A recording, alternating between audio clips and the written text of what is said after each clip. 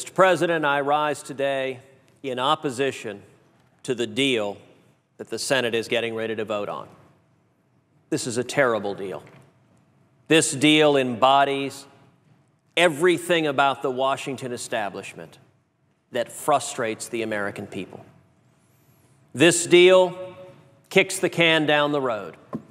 It allows yet more debt, more deficits, more spending, and it does absolutely nothing to provide relief for the millions of Americans who are hurting because of Obamacare. To all the young people right now coming out of school who can't find a job because of Obamacare, this deal does nothing for them. To all of the single moms who are struggling and being forced into part-time work, trying to feed their kids on 29 hours a week because of Obamacare, this deal does nothing for them. To all of the hardworking families who are right now getting massive premium increases from their health insurance companies and trying to figure out how they're going to make ends meet with health insurance going up 100, 200, 300% because of Obamacare, this deal does nothing for them. And to all of the seniors, to all of the people with disabilities who are right now getting in the mail notifications that they're losing their health insurance because of Obamacare, this deal does nothing for them. Mr. President, this fight was always about the American people who are hurting because of Obamacare. And unfortunately, today, the United States Senate is saying, you don't have a voice in Washington. You don't have a voice in Washington. This is a terrible deal. And I urge my colleagues here to oppose it. Now, none of us should be surprised that when the Senate votes, this deal is going to pass. And it's going to pass by a big margin. None of us should be surprised. But, Mr. President, the outcome could have been different. I would ask you, Mr. President, to imagine a different world. We saw in the last 2 months millions of Americans rise up, sign a national petition, light up the phones to the Capitol, and speak up against the enormous harms Obamacare is visiting upon them. We saw the House of Representatives stand with courage and listen to the American people. Mr. President, I ask you to imagine a world in which Senate Republicans united to support House Republicans. Imagine that one piece being different from what we saw. Imagine after the House Republicans stood together with the American people, if all 46 Senate Republicans have stood together and said, we are united against the train wreck that is Obamacare. We are united with the American people that if President Obama is going to give an exemption for big business for members of Congress, that the American people deserve that very same exemption. I want you to imagine, Mr. President, if Senate Republicans have stood together and simply supported House Republicans and the American people. Mr. President, I want you to imagine what would have happened if all 46 Senate Republicans had united and gone together and said, the House of Representatives has passed a bill funding the VA. We should fund the VA. Mr. President, the Senate, the majority leader of the Senate, refused to allow the Senate even to vote to fund the VA. I want you to imagine, Mr. President, all 46 Senate Republicans, if we had stood together and simply supported the House Republicans in saying the House of Representatives has voted to reopen our national parks, to reopen our war memorials, and the majority leader of the Senate refuses to allow the Senate even to vote. Mr. President, I want you to imagine simply that Senate Republicans had stood together and said, we support the House Republicans in standing with the American people. Mr. President, if that had happened, this result, I believe, would have been very, very different. It is heartbreaking to the American people that Senate Republicans, divided as they did, and decided to direct their criticism, direct their attention, direct their cannon fire at House Republicans and at those standing with the American people.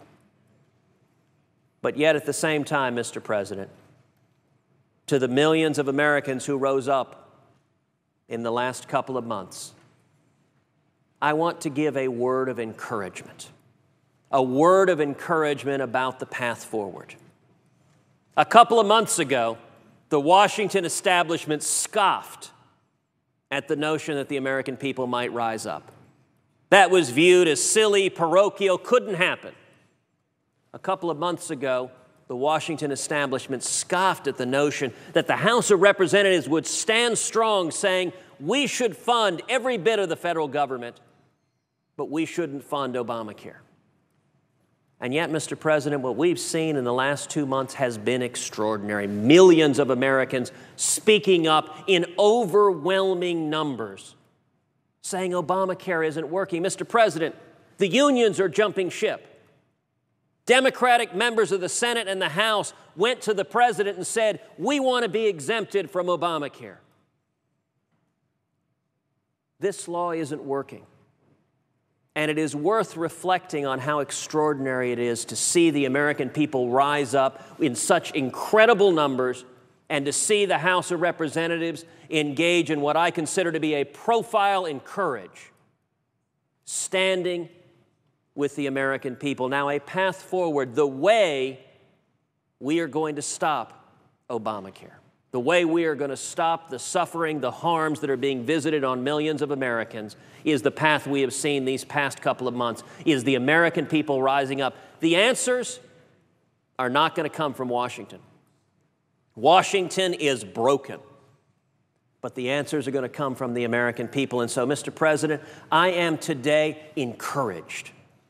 I am encouraged by the millions of Americans who want to get back to our free market principles, get back to the Constitution, and stop this train wreck of a law that is the biggest job killer in this country, that is hurting people all across the country. Mr. President, it is sad that today the United States Senate is telling people all across this country who are struggling, who are trying to provide for their kids, and who are getting notifications in the mail, your health care has been dropped. Now, maybe you have an elderly parent, and that health care policy is providing for your family. Maybe you have children facing debilitating diseases, and yet you're getting a notification in the mail, your health insurance has been dropped because of Obamacare. Mr. President, it is sad that the U.S. Senate says we will do nothing to answer your plight. We created your plight, but we will do nothing. Mr. President, it is sad that when you have James Hoffa, the president of the Teamsters, saying that Obamacare is destroying the health care of millions of working men and women in this country and the families who depend upon them, that the U.S. Senate says we're closed for business, the Washington establishment has exempted itself. So the problems, the suffering of working America is not the concern of the Washington establishment. That is sad. But at the same time, I am optimistic, I am inspired by the millions of Americans who have risen up. And if the American people continue to rise up, I am confident that in time, the U.S. Senate will follow the lead of the House of Representatives and listen to the American people. That is our job. That is our responsibility. This is a terrible deal today, but it's a terrible deal for the American people. But at the same time, the path forward, if the American people continue to rise up, we're going to turn this around. We're going to restore jobs. We're going to restore economic growth. We're going to restore the ability of people who are struggling to climb the economic ladder and to achieve the American dream. And we're going to stop the #1 job killer in this country, that is Obamacare. Mr. President, I rise in opposition to this deal that does not serve the best interest of the men and women each of us represent. I yield the floor.